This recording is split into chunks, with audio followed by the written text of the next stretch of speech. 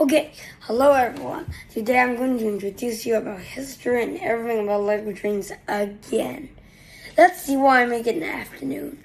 A train platform complete with a Lego museum and a light rail system.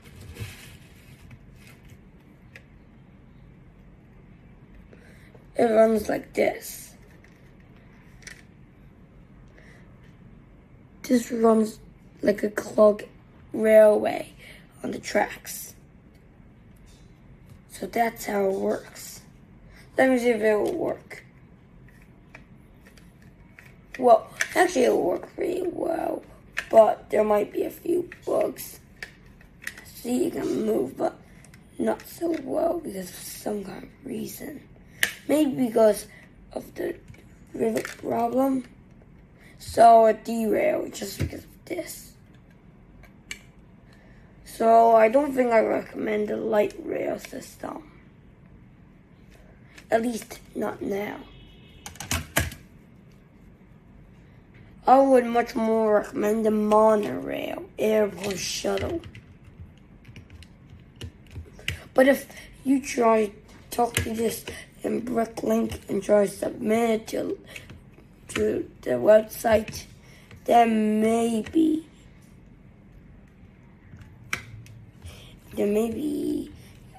the Lego release a set that can move. See how steady it is?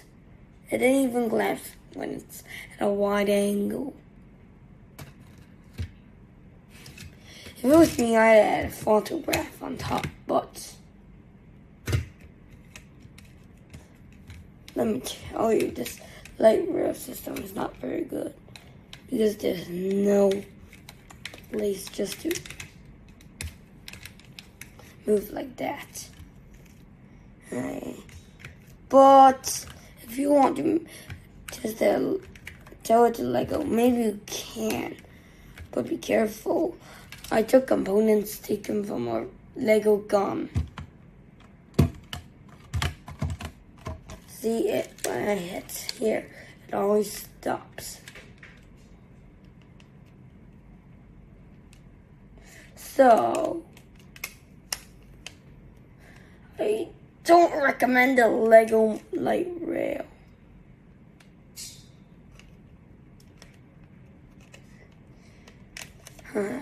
So I guess it's only a model, not for a real Lego. But let me tell you how strong it is. Pretty strong. See?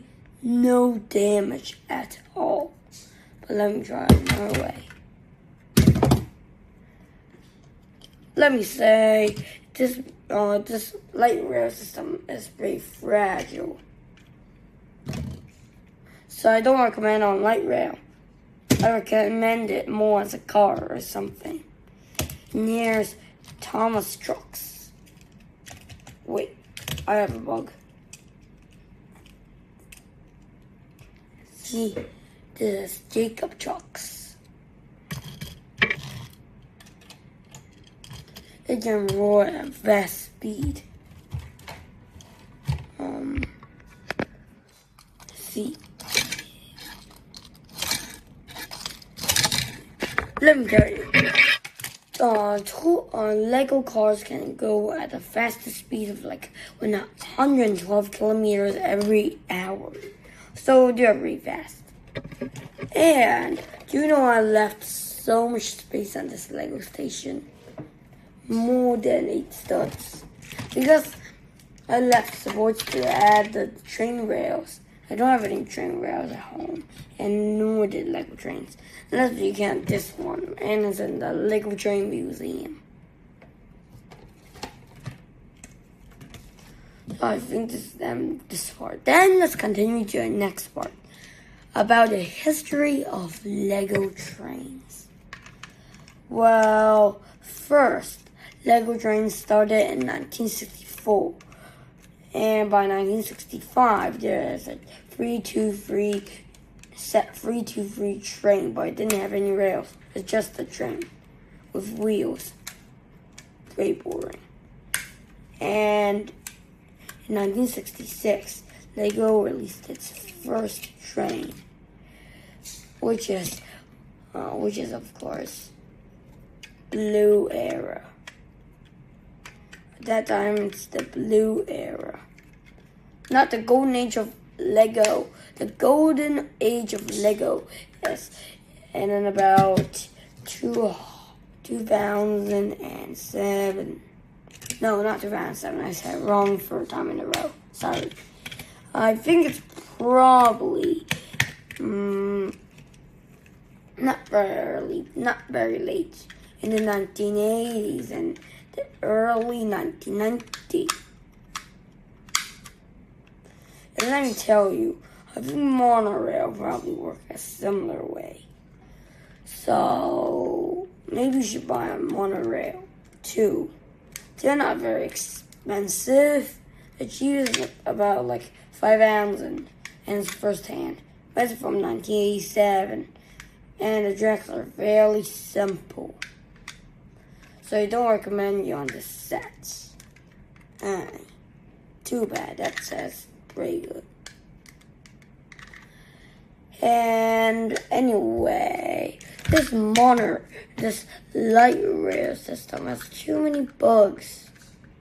You can actually make a miniature light rail with blue era and gray era rails, but the problem is you need a lot of parts and a lot of patience, that's all. Finally, my light rail system is finally working. But I don't know how to move it using remote control or something. Maybe you can use it using a monorail motor. Maybe. Or maybe even using a custom power functions motor powered by monorail. Or maybe ask Lego. Because as long as I know, there are only straight rails, no branch lines. Boring. So I don't think I recommend Lego monorail, Lego light rail here. And maybe I can try the light rail system on some places. But it'll take a lot of money. I'm not willing to spend it. And then there are lots of sets in the blue era. Most wheels are red, although some are made black toward the end of the era. Yes, it's right. Then the other thing is, some remember parts labeled hard to find are very hard to find because they're not used in any fishing sets. Okay, now I think I'm starting the monorail, light rail, but I like to call it the monorail. But don't ask me why. Because I just like that name, I guess. Then, after gray era, and anyway, the gray era is very expensive, and no sets are released after 1986. I don't know why, but probably because of the budget or hibernation. But it's the golden age of Lego, you know. Who would stop selling anything if it's the golden age? Well, not me, but maybe every Lego train system needs to be renewed every 20 years or so. Even power function system got renewed in 2018. So I don't know, 2027 it will be renewed again.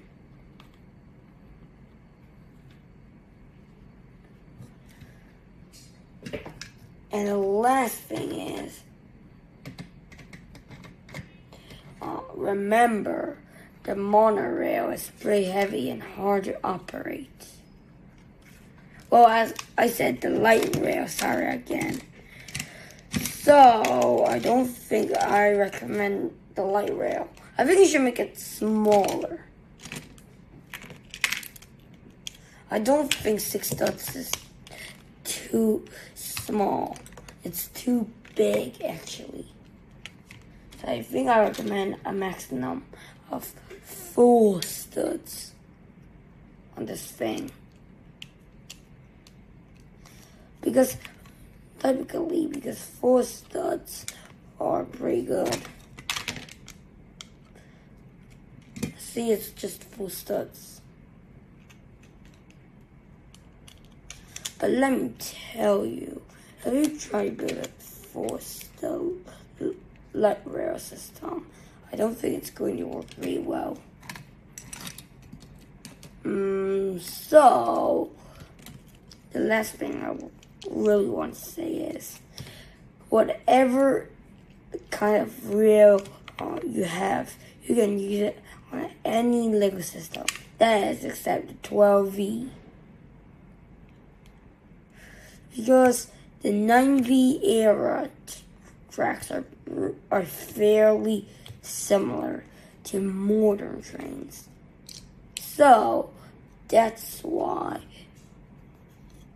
Well, that's why. Actually, so actually, that's why. It's pretty good. And the one last thing is, I guess, try to make your own MOC and show it to others. They might encourage you, or maybe even better. So, try your best. And one last thing, the 9V era uses the same components as any other train and power functions. So that means you can connect the 9V track along with the power functions track without a problem. So, as a conclusion, I think you should have. I think you should, if you have a 9V era track, please use it on the power functions too. Remember, it might not connect to it. So I think this is the end of this video. Thank you. And remember to encourage me.